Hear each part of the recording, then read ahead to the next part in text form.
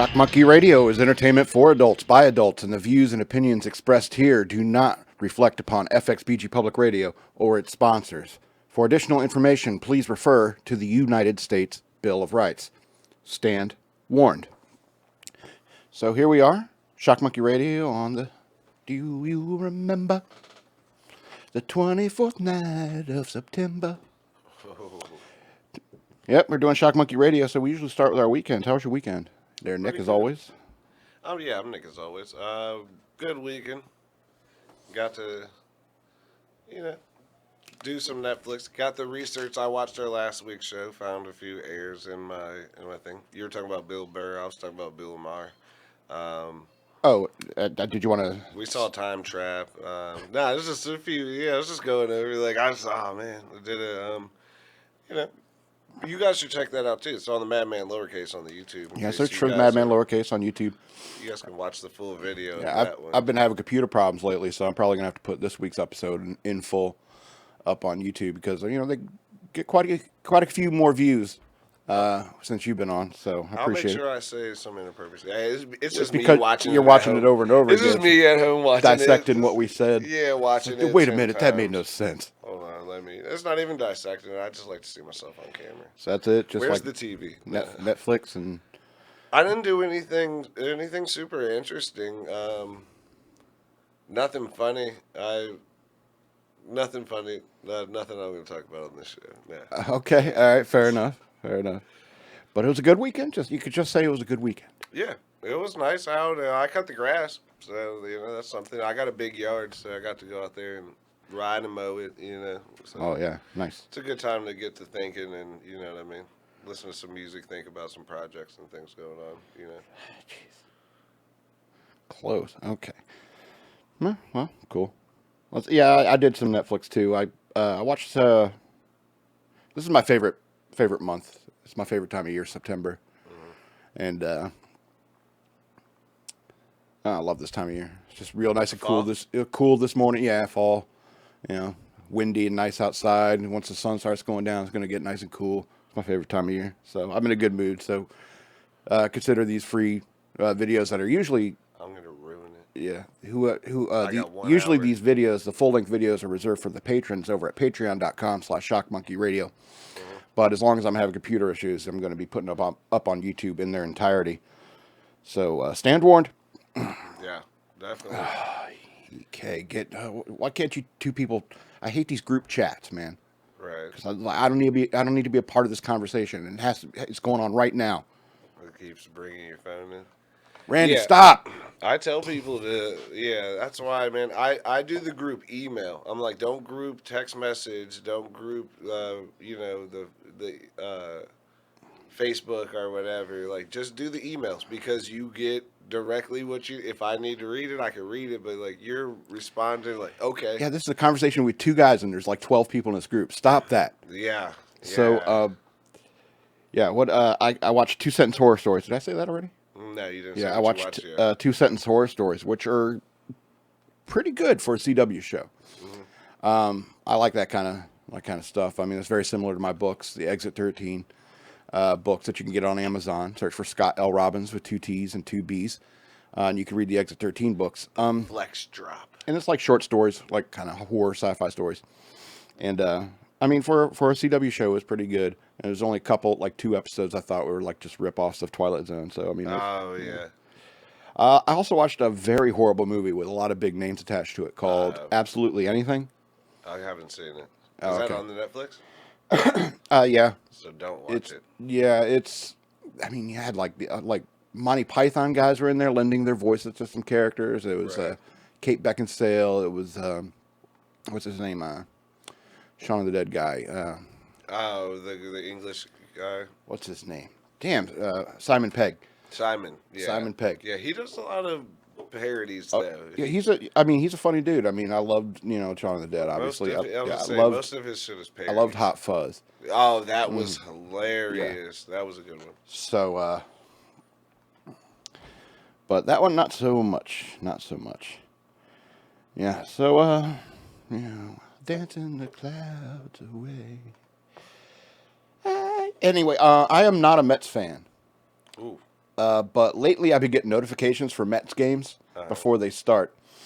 I think it's because Google is listening, and I've been watching a lot of Jim Brewer videos and Gavin McInnes's podcast a lot lately, and they talk about Robots. the Mets a lot.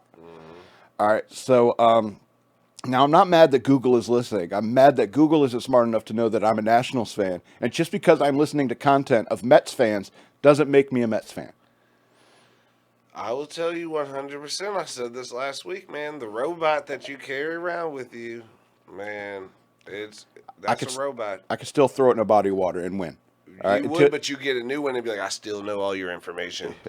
I saved it on the cloud. True. You're like, oh, as soon as you start a new one. Yeah. Then I thought a little deeper about this. All right, and I realized that I am to blame for this because I have not been talking about the Nationals enough. Right. And so if I had been talking about the Nationals more, then maybe it would show me the Nationals more than the Mets and stuff like that. So I got my phone right here. Nationals. I love the Nationals. Anthony Rendon, Tony Two Bags, Steven Strasburg. I'm not a robot is all your phone's going to come up with. Later. I'm just trying to get enough Nationals in there. Yeah. Washington Nationals. I'm not listening. I think it does though. It does compute like your searches though. So I guess it does like there is probably some sort of algorithm that based off of like, oh, you watch more things that have this in their hashtags or whatever. Yeah. So maybe that is, but also like. My point is that Nationals are not in first place though right now. No. I think the Braves are. Yeah. Shout out the Braves. Yeah. So I'm a Braves fan because I want to go see the Richmond Braves. They used to be an extension. They are not anymore. Now they there's are. Flying Squirrels down there now. The Flying Squirrels, yeah. Yeah, I like the Richmond Braves because it was 2005 when the Nats came up. So before that, I was an Atlanta Braves fan. So it's easy to blame anyone but yourself when it comes to like what your phone is suggesting for you.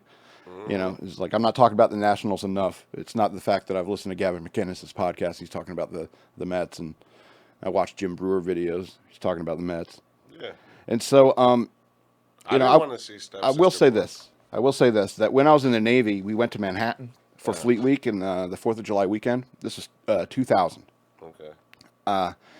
And the Subway Series was being played there. They were playing Yankees and Mets were playing each other, and like every single bar in town was like pick a side and stuff like that. And I was one of the few guys that liked the Mets, and so of course you get ganged up on by these guys. And it's like, oh, you like the Mets, and then I just turned it into this conversation about how the American League sucks and National League is actually true baseball. And like American League is JV. It's JV for pitchers, and so yeah, I mean, they have pinch hitters. Yeah, and exactly. And so, I mean, that was a good week. I had a lot of fun up there in New York. It was those two teams that went to the World Series that year, too. Yankees versus the Mets in the World Series. Oh, wow. Yeah. So I was rooting for the Mets then, too. Yeah. All right. But like all Mets fans that year, I had to get used to disappointment. So, but, like I said, that was around 2000, and the Nationals didn't come out for another 5 more years. They were fucking expos in socialist Montreal. So, I mean, I'm not a Mets fan, okay? Google, I'm not a Mets fan. Go Nationals. Go Nationals. Fuck Bryce Harper. I would agree. Fuck Bryce Harper, man. He dipset. I'm always a local, supporter of our local stuff, and obviously we don't have a Major League Baseball team here, yeah. So yeah, we tend to branch on to the VA, but their minor league team does play, and so which will be playing in Fredericksburg, which I just said on air. So if there's a job out there for commentating, we want it. We're the first ones to mention it, but besides the newspapers. But they're bringing their minor league team down here, so that's so I'm a home team guy. So you're like, hey, the Nationals, Absolutely. blah blah. So I was excited that he was on the team.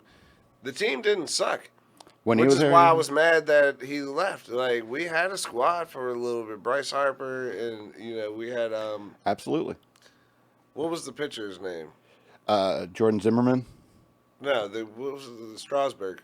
Steven Strasburg, absolutely. He was a beast, but he got a little Still a injury, and that's Well, he's why. still a But beast. that's why. But yeah, but he was just striking everybody out and the whole Well, thing. So that's why I hate the whole mercenary thing of it. It's like when Jason Worth was there.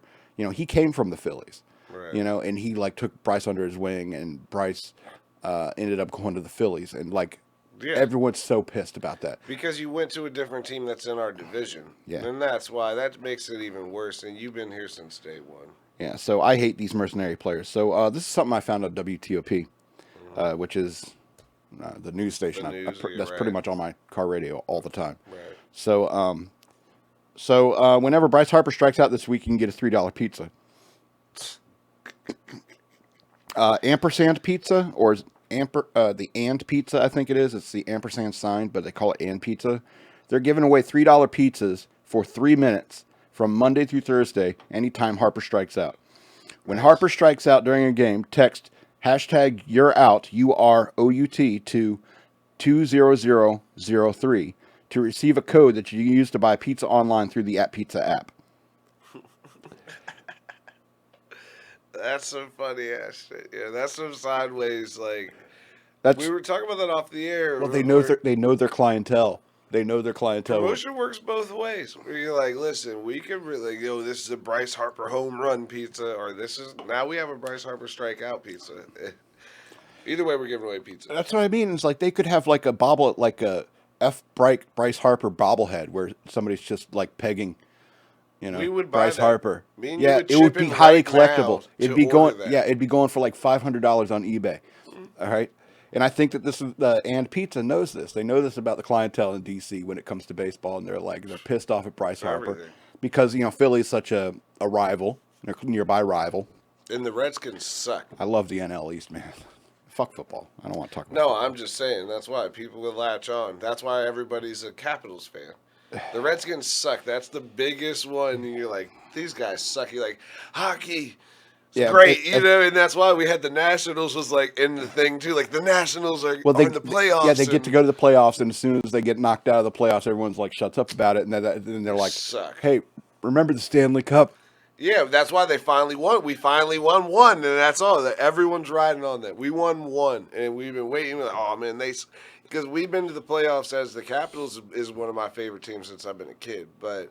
It's just, like I said, it's just a local thing. It's like by default, where you're like, hey, we just liked him. I had the little jersey that had the eagle on it, the blue one with the eagle, back in the day. But, yeah, 1-1. All right, at least you got something. But, a lot of people aren't hockey fans. And that's in the baseball thing, too, is just like. I think there's some sports that are more fun to play than to watch. And I think basketball is more fun to play than to watch. I think the hockey is more fun to play than to watch. Basketball is interesting to me only because it's fast paced. You know what I mean? It is fast paced. It's back and forth, so you're like, okay. That's kind of the same thing with hockey. It changed. Also, Gilbert Arenas was bringing guns to the locker room. That was the most interesting part. That's the shit they didn't talk about. But I would have loved to know about that guy. Getting kicked out of a game. You're like, I gotta go clean my gun anyway. You're like, you just brought it with you in the locker room. In the locker room, yeah, because I was making sports bets on the airplane here. I was intimidating somebody. Golly, poor Pete Rose. That sounds like an awesome. Yeah, that sounds like an awesome fucking time. People are because of the internet. People are gambling like all day, every day now. They did him. Pete Rose did it, and the basketball. The referee, I can't think of what his name is, but he was point shaving on purpose. Like he would call fouls if they needed to win by 3, and he'd call a foul at the end of the game when it's over and. They'd shoot the 3, and then he start making sure that he did it. I can't think of what his name is, but I hate that. I hate people. I hate that stuff. It's math. Yeah. When you figure out the math, the ins and outs, and the math of it. And the way baseball works is it's so easy to fix a game. Just the way baseball works in terms of who you put in and stuff like that. I mean. Well, that's why people care about the steroids. Where you're like, dude, just let them. If everybody's doing it, let everybody do it. Then whatever. But I don't want their heads to explode when they're 35. I don't want anybody to die, but I would definitely like to see Mark McGwire hitting those 50-something home runs that one year, in 2000 when I was in high school at that point. But that shit was fucking awesome. So you're like, oh, he's gonna hit a home run. What if they extended the walls and they were 200 feet up? I think that would be kind of cool. They got the Green Monster over there in Boston. I know, yeah. People be cranking it over there. I know. It's really super high, but not outside of the realm of possibility to get a home run. If all of them were that Yeah. big, it would be hilarious. There would be a lot less home runs, I'll tell you that. But some people crank them like 5 stands up. Where you're like, it doesn't even matter if it there's won't a wall eliminate or home runs. It'll just make them more awesome and more valuable. Well, that's why. But they only have half their wall that size too, which is why they're like it would be on like you know what I mean. I guess. Well, that's what I love about baseball. That's what I love about baseball in comparison to like basketball, football, soccer. Is it's like the soccer dimensions are legally laid out. It must be like this. Right. But baseball parks are just like just sort of the same for way. us, they took home field advantage to. That's what they, you know what I mean. That's where that word comes from. Home field advantage. It's not your crowd. It's the baseball stadiums that are like it's designed for your our team. walls are smaller. Yeah. So like you could hit it. We're all both playing, so you could hit it over that wall too. We practice here though every day. Yeah, we We're take used batting to hitting practice it over right the wall. here. Yeah, we take over- batting practice right here every day. We hit it over that wall. We know that tricky corner over there in Fenway. You know. Yeah, the wind blows a certain way here, so we can, you know, if you figure out how the wind blows, you can hit a home run every single time. Yep. I know that because I've done it 90 times yesterday. And that's what visiting players study. That's what like visiting batters study. They'll sit there. It's like, how's the wind go? What's it north to south? How's the? That's exactly what it is. Well, they're trying to. Yeah, I saw the favorite thing that I've seen about baseball cheating was calling signs. They have somebody sitting out in like center field with the center binoculars? field, and they're watching the catcher, so they're trying to figure out his signs, and they're calling him like, oh, he's gonna throw a fastball. Isn't that like perfectly legal? I mean, I think even people like base runners will pick up on. Well, they said they do. Second base does it, where they'll start calling, but I'm not sure if it's illegal, but it's frowned upon. Yeah. And I don't know. Do you have 1 second for me to go into something else? Because this was a betting thing they said about tennis. Was you can get someone on courtside. 2 minutes. I got one more. Courtside tennis people. You can get somebody inside a tennis match, and you're on the phone with me. You got to do it secretly now because it's frowned upon. It's not illegal, but you could be like out, and then I could place a bet online before the umpire puts it into the actual computer. So like I know the point like 1 second, so they're like it's not illegal, but it's frowned upon, and that's shady. Yeah, that's what I was saying. It's just frowned upon. When gambling's involved, I think that is shady. Yeah, but I mean, if a team just has a scout out there at center field watching signs, I think that's okay. And I think it's same for the base runner. But if you start picking up on the team signs, that was Spygate for. From the Patriots thing, team. They were mad that they were like they'd filmed the games. Like we're picking up on the signals that they're calling from the sidelines, so we know what you're calling because we started watching. Like that's what I mean. That's strategy. That's strategy. I never thought it was cheating. It's never. I don't think it is cheating because they rotate signs. They'll rotate signs. They'll rotate the order in which they give the signs and so forth. You know, and so. If your team doesn't do that enough, especially during the course of the game, when you get like a lot of base runners coming around and they're talking to each other in the dugout and stuff like that, they're picking up on the signs, and I think that's strategy. That's how you get your brain involved when you're playing baseball. You got to think too. Even like we talked last week about Antonio Brown, he was just playing on the Oakland Raiders. Now he's playing on the Patriots. Yeah. He knows the call signs for Oakland. So he could just go in there and be like, "Hey, if we're playing Oakland." When he says this or this, they're changing their play to this, and exactly. So double agents and mercenaries. Like, you know what I mean? It is like there's no way that you could really say it's cheating, and that's why I said like it's frowned upon. And it's not being honest, but it's not technically cheating. Yeah, but what can you do about it? What else you got? So a guy was watching the Joker, new Joker movie trailer. Is it out? Not yet. It's okay, soon. the trailer. Soon. I'm gonna go see it. I'm kind of a little dubious about it, but but I'm walking by and this guy's watching the Joker trailer. It's like watching YouTube, and an ad popped up, and he just says like off the cuff, "I bet the Joker likes ICP." And I didn't say anything. It just kept doing what I was doing, but it stuck in my brain, and it wound up pissing me off about a half an hour later. Oh, about Insane Clown Posse. Yeah, I mean, do you think Superman likes Three Doors Down? Do you think he likes that song Kryptonite? And do you think Lex that Luthor would like that? Actually, maybe Lex Luthor probably does like it too. It's probably on his profile page on but do you think, MySpace. But you think Clark Kent was sitting there, like Lois comes to him and is like, "Hey, do you like this song?" kryptonite. And he's like, I hate it. nah, it's not very good. I hate it. Do you think Hal Jordan loves Green Day? Do you think Thor, Alpha Flight, and Justice League of Europe love the Immigrant Song by Led Zeppelin? Well, of course they do, because it's the Immigrant Song by Led Zeppelin. So let's just talk about the villains. Do you think the Riddler would be committing crimes while singing, I gave my love a cherry that had no stone?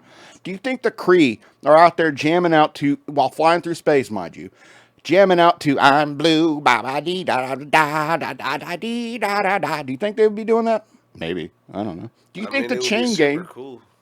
Do you think the Chain Gang would comes walking in singing? Wait for it. Chain Gang, or maybe Chain of Fools, or Chains of Love by Erasure, or just anything from Alice in Chains. Right. All of it. Do you think Doctor Doom and Baron Zemo and those European superheroes and villains, do you think they like that shitty techno pop that all of Europe likes? My point is I don't think the Joker would like the insane clown posse. Because even as crazy and as evil as Joker is, I bet he still knows shitty music when he hears it. In all seriousness, though, if superheroes and villains were real, there would be a lot fewer references to them in pop culture. Comic book heroes and villains represent the extremes of human nature, and musicians don't write songs often about a kidnapping that was foiled by an overly enthusiastic FBI agent.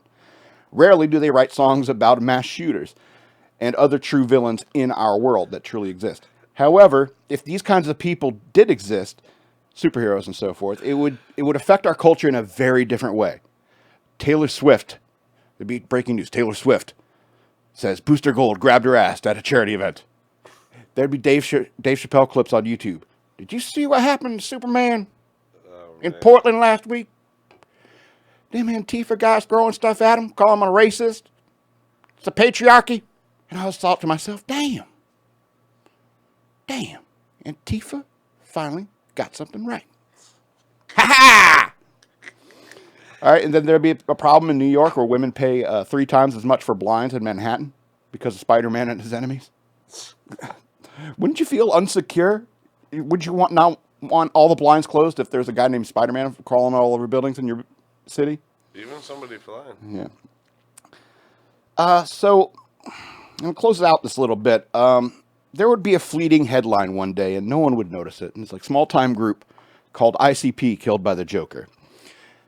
And it's like they'll be found with these ghastly grins on their faces, and written in blood, in Violent J's blood, on the wall would be copyright infringement. Yeah. Signed the Joker, TM. Because if these people, these superheroes and stuff like that, they would have to get their stuff trademarked. Can I say something? Well, about hold on. this? I mean, the only reason I'm mentioning this is because if we look at ourselves, I wouldn't say that we're a big Monkees fan. I mean, Last Train to Clarksville, good song. Okay, but I'm not a big super big Monkees fan. And you know what? I fucking hate Peter Gabriel. Mm-hmm. Anyway, so Well, you were don't saying say you hate monkeys.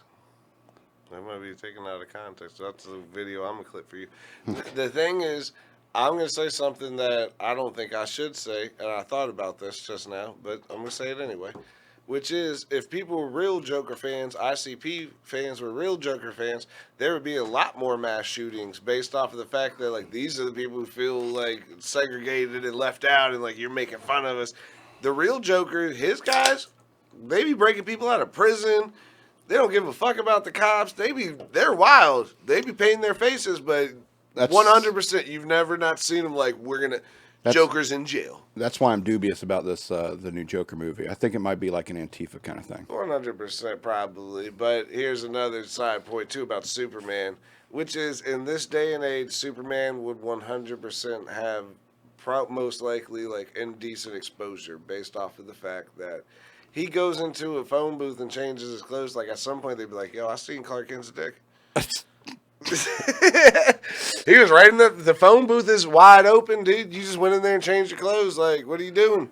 He's like, I'm Superman. It's fine. And you're like, nah, man, that's not fine. I think the idea is that he does it super fast, so nobody gets to see Super Wang. Yeah. Because he is almost as fast as the Flash. So he can. So it could be quick. Because that's why a phone booth doesn't have any sort of privacy. It's literally made out of glass. Plus, they don't really exist anymore. So do you But- think in 2019 Superman is changing in phone booths? I've seen a phone booth in the big cities. They still have payphones in real life. I've seen them. It's really crazy. New York City, Philadelphia, in Orlando, there was one. I took a picture of it because I was like, "Oh shit, there's a phone booth." I ain't seen one of these in years. I'm not even that old. I'm just, oh shit. I think it's funny looking back at like Bill and Ted's Excellent Adventure. Is like, how does a phone booth make sense going through time? I mean, Listen, even when they go back to get Billy the Kid, it's like it's so out of place. drinking weed, or what is it? Yeah. Smoking weed, drinking 40s. Drinking 40s. Anyway, I have a section here set aside for Nick's picks. Oh, my picks? Yeah, what you got going on? What I got? Nothing. Oh, I'm doing a tour. We got a tour coming up. I'm doing a gospel pop tour.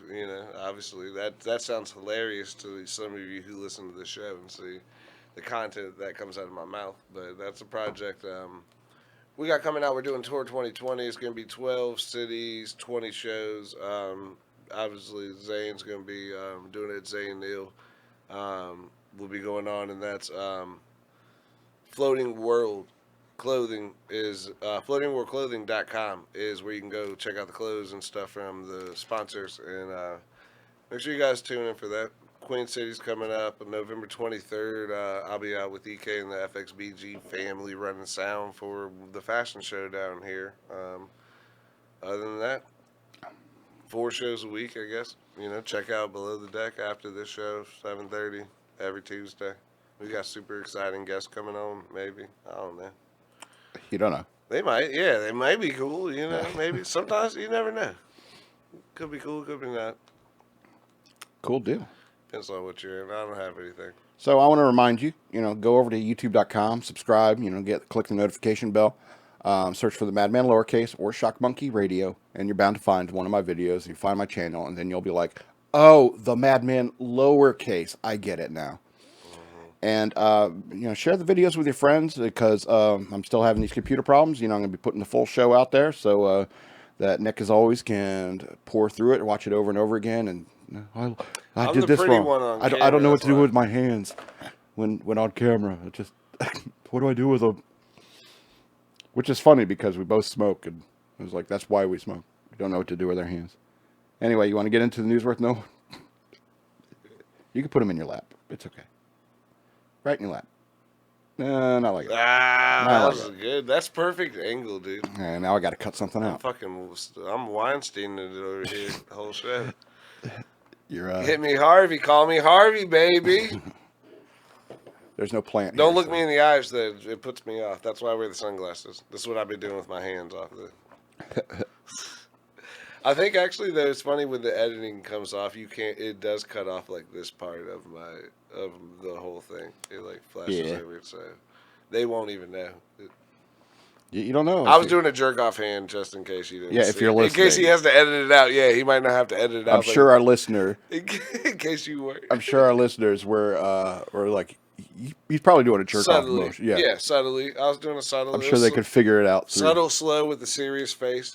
No eye contact. It puts me off, but real gross. So news worth knowing. What we got, buddy? All right, we got the continuing adventures of Florida Man. I love Florida Man. Anyway, Florida man leads cops on a low-speed chase, gets his 5th DUI. A Florida man, you should see this mugshot. A Florida man looks very pleased with himself in a mugshot despite being arrested for his 5th DUI after leading police on a low-speed chase. Gordon Ormond, 56 years old, flashes pearly whites in a bizarre-looking photo after... He looks crazy. What's his name? Say his name one more Gordon Ormond. Yeah, I'd be drunk all the time if that was my name. Yeah, dude, what a fucking shitty name. Sorry, go ahead, sorry. He was eventually hauled into the cops for allegedly running a red light in Newport Richey in a white van. Deputy with the Pasco County Sheriff's Office tried to pull him over, but Ormond apparently did not stop. He looks like a crazy person. It's amazing. I just scrolled past the Gordon face. Ormond. Go check this guy out. Ignoring police sirens and emergency lights, Ormond continued to drive between 15 and 35 miles and at one point hit a basketball hoop. WTVT reported. Fuck you gonna wreck going off slow? Ormond was eventually thwarted when authorities used stop sticks. He would 50. You don't have to run from the cops fast. All right, investigate just faster than they can run. That's really. We had a softball pitcher come throw out the stop sticks. That's right. Investigators say Orman claimed his license was suspended, but when they checked the system, they reportedly noticed his license had been revoked since July 1991. Oh, man. And he had 4 previous DUI convictions to his name. He just didn't even know. He's like, listen, I'm going to tell you something about my license been suspended. They're like, dude, it's 2018. Like, are you sure? I've been fucking what? That's kind of like suspended. 2019? I thought they'd have flying cars by now. And she's like, dude, have you Robot been... cars. Yeah. What is it, Jetsons? Anyway, he was arrested for DUI, failing to submit a breath test, Yeah. fleeing the scene of a crash. It was his 12th arrest for driving on a suspended or revoked license. Dude, here's the thing. Me and you drink recreationally a lot of beer. I've never been so fucked up that you would just, like you see some of these people when you see the story or Yeah. you actually see the video, you're like, they didn't even know what's going on. You're like, we've been trying to pull you over Yeah, it's like, for 30 minutes. You're like, what? yeah, sometimes you get so drunk, you're just like, your brain goes off, but your body's still moving. Right. Yeah, I get it. I never get into a car. Right. That's why. In that Like state. we've said that before. That's why, dude. I'll drink beer all day long. I don't if you even- catch me around like 2:00 in the morning, maybe Yeah, I'm 2 a.m. drunk. 2 but a.m. is like, I might be drunk right now, but Yeah. I'm not gonna get in the car and drive it around. But also, like, I know what the fuck is going on. Like, you just don't just driving fucking 12 cops behind you. You're like, 15, 20 miles an hour. yeah, driving all slow. The cops are right behind you, and you're just in your own zone. Like everything's good. I'm almost home. You're like, what? I'm going to jail tonight? You're like, yes. It's so nice of these police to escort me home, Yeah. considering how drunk I am. What do you think they're doing behind you? I don't even know what these guys got their lights on back there, but shit's really fucking distracting while I'm trying to drive all drunk. That's hilarious. I wish he had tried to like pull something like, what's that? I'm a traveler. I'm in a vessel. I'm not driving this vehicle. I would love to get that drunk, dude. I say that I wouldn't, but I would. I What? would like to be like nonchalantly like alive and then just like wake up and you're like, dude, you were awake for like 4 hours last night. And you're like, don't remember any of that.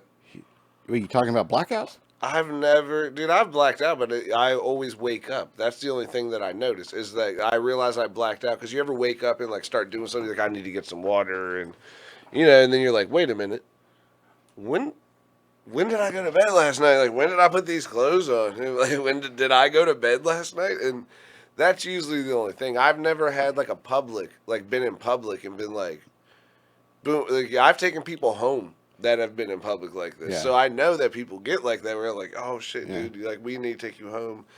But I've never been like unaware enough of like we're in public and you can't be acting just however you want to. Like There was one time where I went in my bathroom one morning, and it looked like somebody had drawn up a bath, and the water was super cold, and I was the only one there. And it was like, when the hell did I do that? right.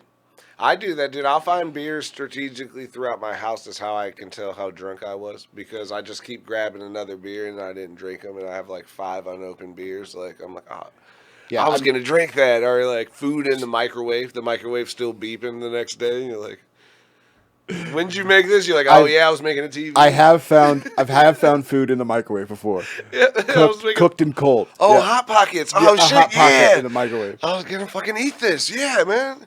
That's why though. If I get to that point, I wake up and like I don't sleep for long. So like I'm up at like 4, 5 in the morning. Yeah, Lee. I'm still eating that Hot Pocket. I'm like, oh shit, yeah, It's still- 30 seconds. It's still warm. Yeah. Put it in for 30 more seconds. It's already cooked. Yeah, I'll eat it too. It's not yeah. frozen.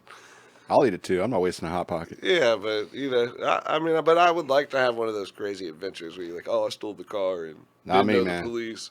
I don't want the police to get arrested, and I don't want to be driving. I have a friend. All right. Hypothetically, I have a friend Right. who told me this story about how he was going to drive to Austin, Texas. All right. And he was driving his friend to Austin, Texas as well. And his friend showed up and he had like 2 hits of acid with him. And, this is Fredericksburg, Virginia now. Right. All right. They took the acid. It just. They ended up like Indiana or something like that. Oh no. That's a bad idea. And I mean, if I find like a beer can I missed or something like that, it's usually right next to the computer. Right. You know, because that's where I am when I drink. I'm either writing or I'm playing video games or I'm It's watching out where you videos. smoke your cigarettes too. That's where you'll find the most. I was getting ready to smoke a cigarette. I was going to drink this beer, and you're like, dude, you have 3 unopened beers and 1 half drinking Back beer of the out toilet. here. Back of the toilet too. Sometimes I'll find one in the back of the toilet. Gotta go. I forgot I had one. All right, so let's go on this next story. The Trump administration is just so evil. Anyway, so Ben Carson outlines plans to deal with California's homeless crisis. Housing and Urban Development Secretary Ben Carson discussed California's homelessness crisis on Monday in the story with Martha McCallum, saying President Trump is highly interested in the topic. The president is extremely concerned about this because of the epidemic that could occur, and so we're looking for both short-term and long-term. Carson told the host, Harris Faulkner. That was my Ben Carson voice. Like he's half asleep. I know. Carson said the first step in fixing the problem is to remove the homeless from their current situation. We have to actually get the people out of there. Put them in a clean place, Carson said, and then took a nap. I'm kidding. I think this is a great idea. I'm kidding. When he was talking. Yeah. He went on to say, then the second step is, we have to find a more permanent solution for them. There are some public buildings in the area that will be repurposed for housing, but in the process of doing that, we're also looking at wraparound services so we can get these people out of dependency. Carson said compassion is a motivating factor for this federal intervention. He went on to quote another quote from him, but as a compassionate society, it is something that we have to do, something we can't just talk about it. Should it be the responsibility of the federal government? No, Carson said. These are local problems, and the things that work best are when the local authorities take appropriate attention to these problems, then the federal government can help them. The state government can help them. And this is why I like Ben Carson. He wouldn't make a good president because he's just he sounds like he's the boring ass doctor that you got, your primary care provider. He's just boring. And so, but I mean, he is a smart guy, and he does know how to deal with this stuff. And I think it's good to have him in that position, especially with what's going on the left coast with all the homelessness and stuff. I think that it's really funny to see people do jobs that I know that I'm not qualified for, and the shit that they're saying is like just some shit I would say. And you're like, I don't even know.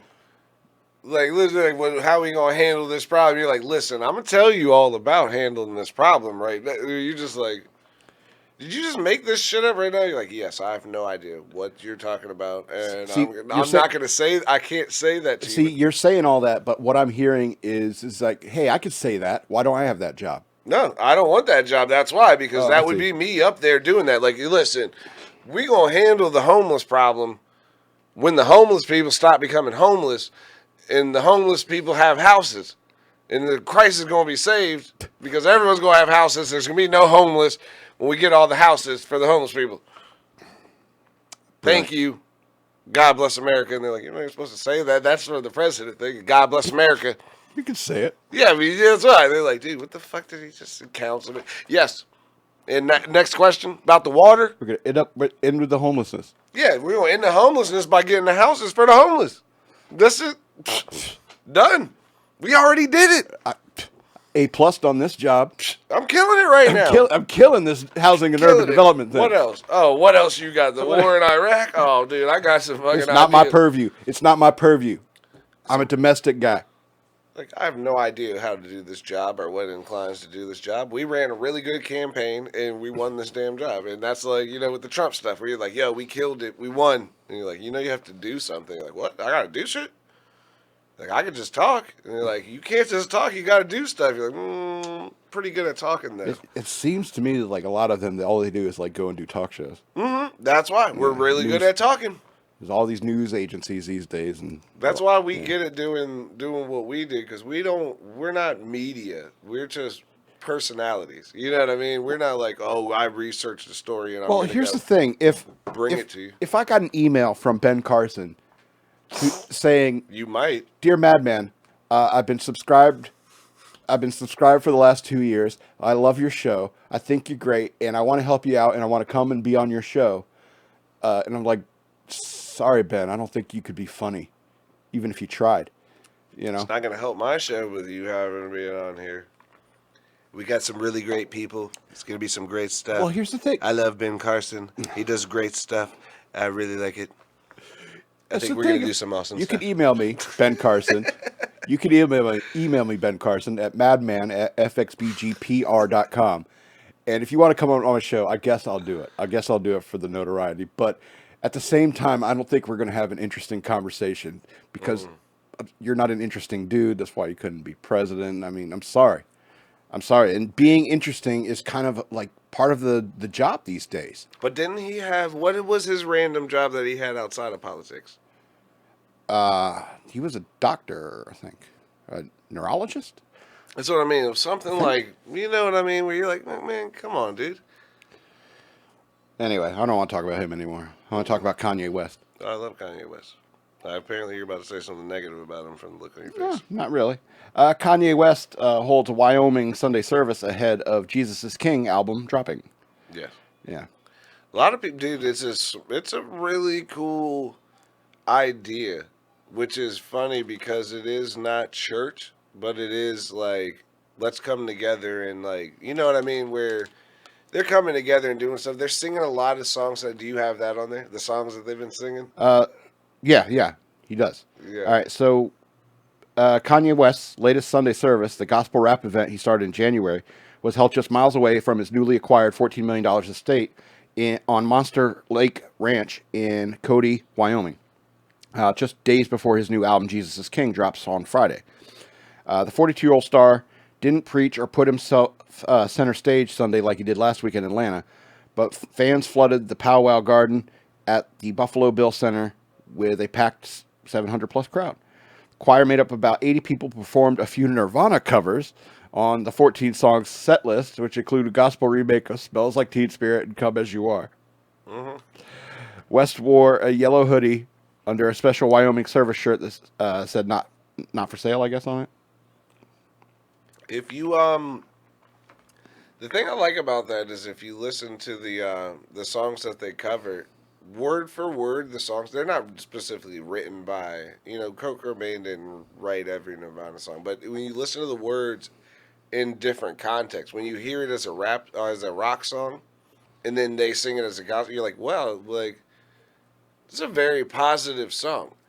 It's very crazy because even like my biggest one is the, not with Kanye, with the Linkin Park guy. They do the Crawling in My Skin. You hear that as a rock song, and you're like, yeah, everybody's into it. And you're like, did you listen to the words? Like, he's definitely been talking about, like, killing himself for a long time.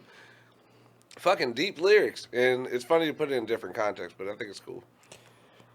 Well, I mean, I think that churches have been moving towards more of a secular But he's not anyway. doing church. They're saying Sunday service like it's Sunday. We're going to Yeah, celebrate, concert, but they're yeah. not preaching. It's like, oh, let's do songs. They did the music part of it. Let's do a choir. Let's have a positive message. But it's not somebody just standing there like, if you read 7 times on the Bible, it's going to tell you that you're going to have the snakes that are going to be in the grass by your house. And you're like, dude, you just made this shit up this morning, dog. This is you reading the book that you told me to read before I could even come to church. I read the book. Did you go to church? Yes, I was Catholic. So I had to go to CCD. So you don't go anymore. So you're not. I'm not a practicing Catholic. No, I don't. Of course not. I don't go to church. You on don't have Sundays. to. Our Yeah, church you're was Catholic. our church. Yeah, our church is boring. They don't have any opinion on your thing. They have a personal opinion, but church is just. Listen, if you turn to page 277, it says, and you're like, you just read the book you made me read. It's ritual. It's straight up. It's ritual and only ritual. You read the book that you made me read. That's why when Kanye West is doing stuff like this, it's about we're doing cool songs. Or, we're having a good time. We're trying to spread a positive message, and I think that's better. I think it's taken away from the like I'm preaching to you. I could yell at you, and that's why like I went to Catholic church and I went to Baptist church.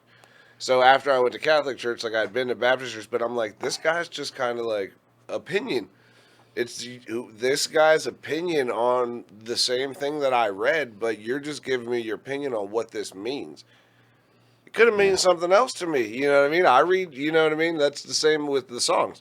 Yeah. When you hear it this way, it meant something different to you. When you hear it this way, you're like, oh, I guess that could be a little bit like, spiritually positive. Well, yeah. You know what I mean? I'll talk to you about Jesus afterwards. You ever invite Jesus into your heart? In my heart. Jesus lives in my heart. Anyway, there's a Kim Kardashian West. I guess she's married to him. Yes. Okay. She Hence was on The last View. Name. I figured. She was on The View, and I guess she said, this is a quote, Kanye started this, I think, just to heal himself. And it was a real personal thing, and it was just friends and family. And he has had an amazing evolution of being born again and being saved by Christ.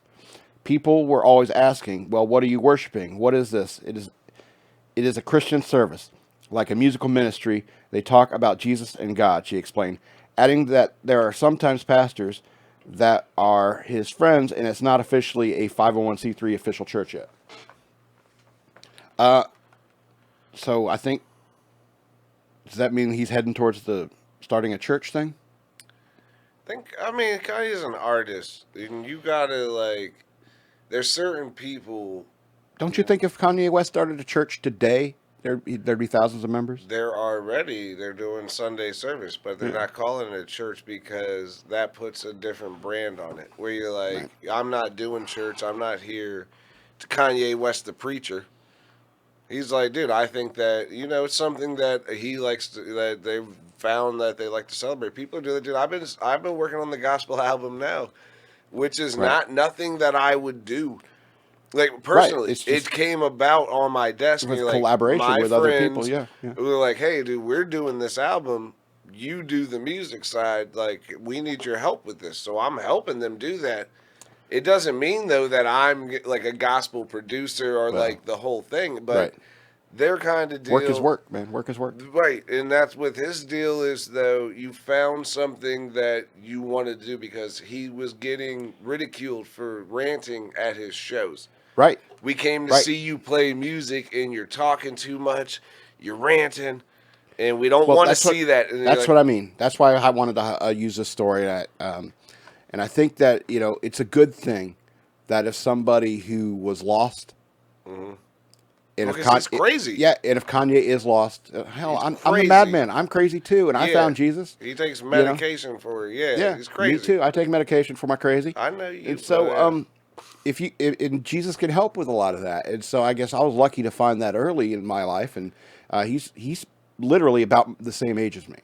And so, I'm glad he's finding this now. And if it gets his life centered, by all means. And plus, I think it's a good thing if people start getting involved more in church and stuff like that because it's frowned upon. Because these atheist liberals, they hate religion so much because they went to the same goddamn Catholic church as you went to. That's why. Got smacked on the wrist and stuff like that. I don't like the rules, and so they're like, turned me off yeah, from that. It's like, that whole thing is bad. And so they look at people who believe in God as like those people believe in fairy tales, And believe me, but we look at Scientology and we're like, no, that's a fairy tale. I would love to say, in one sense about that, is that no matter what everyone always says, my number one argument, I believe in God 100%, but whether you do or not, people who say like, oh, all this is fake and this is not, Jesus was a real person. That's right. Whether or not you believe who he was a real dude that changed God's society. son. They killed this fool on a cross 100%. Killed him. Real dude. Was a real guy. Real life. Facts in history. And then nothing. And that death influenced the culture of millions of people. Nothing made up about the fact that this guy was real. You could believe, he was Jesus or not. Every religion recognizes the fact that Jesus was actually alive. He is a guy who was alive. Whether he's God or not, he's God's that's a different son or story. not. But, some people believe he's a prophet. He was alive. He was at real least person. He was at least a prophet. Really got killed on the fucking cross, 100%. Just boom, tacked him up there, killed him on the cross, stabbed him, put him in that thing behind a rock. Those are facts, regardless of whatever else in the Bible. You're like, oh, all of this is fake. You're like, Okay, you can stop talking now. Real people. Oh, yeah, go ahead. I got What three else more you got? stories and 10 minutes left. I'm Got messing with you. three more stories. Those are going to be shitty. Actually, I love this story. Disneyland Paris visitor goes missing after taking LSD. Search party is called in after park closes. Where was he at? Disneyland Paris? Did Yep. they find him? Yeah, they found him. Anyway, an unidentified Swiss tourist allegedly went missing in Disneyland Paris after taking LSD, which is a hallucinogenic drug, in case you don't know. Acid. Yeah. While at the theme park with his girlfriend on Friday night. The man and his girlfriend, reportedly also a Swiss tourist, visited Disneyland Paris, where the woman supplied the 32-year-old with the illegal drugs. At some point after taking the smuggled in narcotics, the man went missing. The girlfriend alerted park authorities, and after the park had closed, the man still had not been found. 30 firefighters, 10 divers, and 80 Disneyland Paris employees were dispatched to help locate the man, French news outlet L'Express reports. Dogs and a military gendarme helicopter were also used, according to WDWNT, a blog not affiliated with Disney parks. Around 12:30 a.m., the man was discovered on the bank of a body of water where he had reportedly fallen earlier. The pair were taken to Chessy Police Station, where they are detained for illegal narcotics use. A representative for Disneyland Paris confirmed the incident to Fox News and said there was no disruption to the park operations or guests at any time. According to Disneyland Paris' theme park rules, all illicit or hazardous substances that, quote, could endanger visitor security to the parks are prohibited. But come on. I want to say one thing. You should have, like, acid day. Dude, you don't go out in public on fucking drugs. We were talking about this earlier. Here's a comeback for you about some shit we were talking about earlier. Don't go out in public. Why are you out in public? Why are you tripping balls? Like, if you don't know what's going on, stay your ass at the house. Like, once you realize, like, yeah, if you're looking in the mirror at yourself, you're like, I don't even like the way I look, yo. I don't like my face or whatever, you know. A bad trip at Disney World would be horrible. But why would you be out in public trying to trip balls, dude? That's horrible. And also, another comeback from our first show, because how funny is it with this guy trying to be like, I need to get out of here, and the guy's like, boobada boobada bow. Yeah, he's talking to the Star Wars guys. Talking to the Star Wars guys. Yeah, he can't get out of there, dude. It's all freaking And he's like, holy cow, I understood that. Me so not know how to get out of here. You like, Jar Jar Binks is fucking real, yo. Seen him over there by the fucking bathrooms. Yeah, I can't get out of here, but oh man. Oh, jeez, Louise. That would be horrible. A bad trip. And See, people are. I never took acid, so I don't know if it'd be fun or not to go in public with, like, go to Disneyland like that. I cried and laughed so hard last time. I thought I was traveling through time the one time I did it. It was after work. It was super late. I was You are traveling through time. I kept waking up. I was like That's what passing life out is. for a second, and I wake up, and I was telling my brother, I was like, "Yo, is everyone doing their job?" We had run like 2 shows that day, so like they were like, "Hey man, you want to eat this gummy bear? It's got So acid you were on in it." public? Nope, I was at home, and they were like, "Hey man, you want this in the morning?" And I was like, "No, I have to go do 2 shows." We did Relay for Life. We did another show, and then You should. I was Allegedly. home. And then I was like, I don't give a shit, dude. That fucking, they're gonna fire me. I don't work for them. I was fucking eating that shit, and then I was like sitting there, and I fell asleep for like, I was only falling asleep for like 5 seconds, and I would wake up and be like, "Yo, is everyone doing their job?" And then he'd be like, "Yo, who's here? Is somebody supposed to be here?" And I'm like, "Nah." Well, oh shit, I thought I was at work. And then I started laughing. And then I started crying because I was laughing so hard. I'm like, dude, I'm fucking traveling through time to tell you something, and I don't know what it is. And then I wake back up, but the time was like still the same. And then my brother was tripping too, so he's like, I don't know if you are traveling through time, because he's like, it is still 8:16. Yeah, I don't know if I want to do that at Disneyland. I would never go out in public and do anything, dude. That's why you get a house. Trip at home. Anyway, so I got 2 positive notes to end the night on. Nope, let me ruin one of them. 24th night of September. Yeah, this happened in Nashville, Tennessee. Several hundred people, including members of the U.S. Air Force and the Patriot Guard, packed into a cemetery on Thursday to offer their final salute to a U.S. veteran. Oh, okay. Most had never met him. It was a touching tribute to Staff Sergeant Lyndon Baggett, 57, of the U.S. Air Force veteran who had seemed to outlast most of his family and friends. For weeks, it seemed it seemed as if he would be buried alone. Quote, "No veteran should be left to leave here alone after spending their time serving this country," said one of the attendees, Mark Harris of Clarksville, Tennessee. Take the last train. And after Baggett's death, BADG. So, on August 30th, the Gateway Funeral Home in Clarksville spent several frantic weeks trying to find a next of kin to no avail. Not wanting to bury him alone, they put a call out on Facebook for people to come and honor him in his final resting place. The response was overwhelming.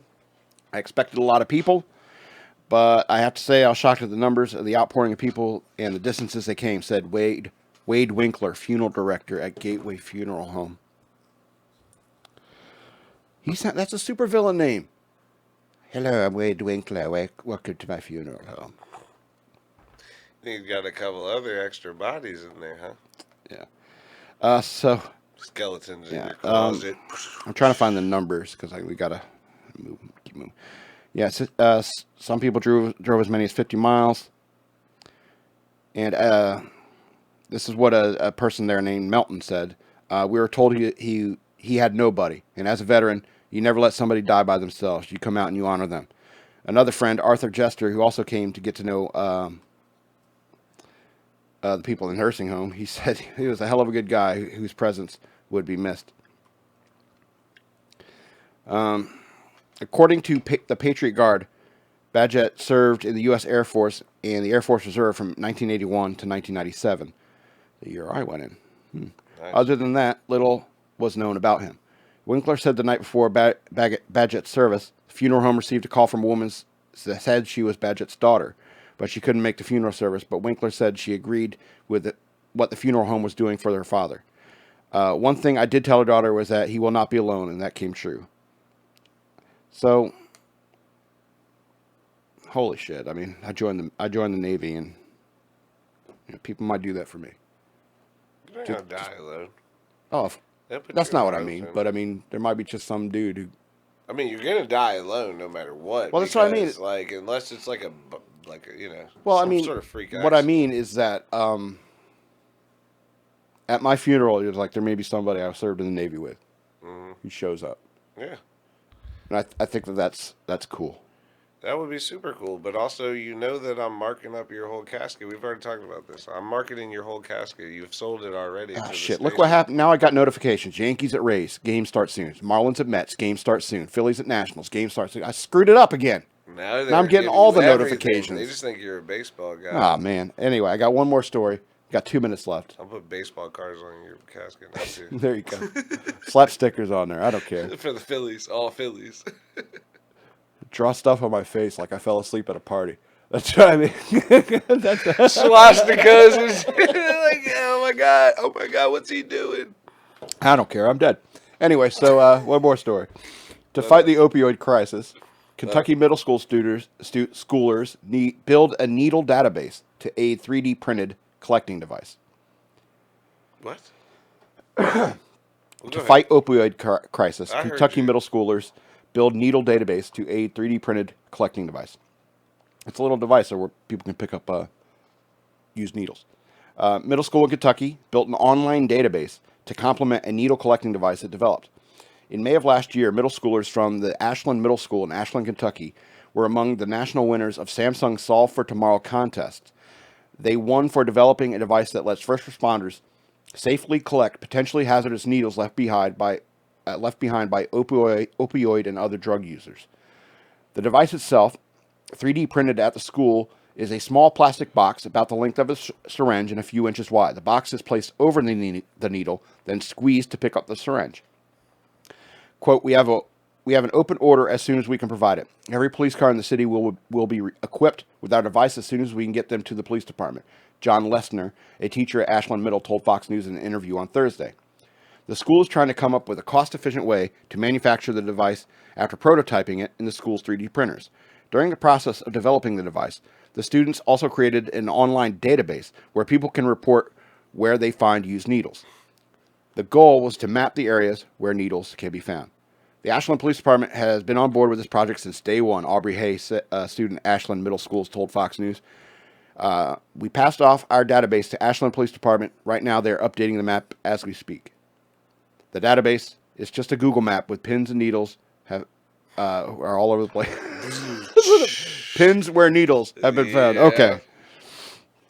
Right now, the police department is actually entering pins where needles have been found in our area. I think that that's really cool. I mean,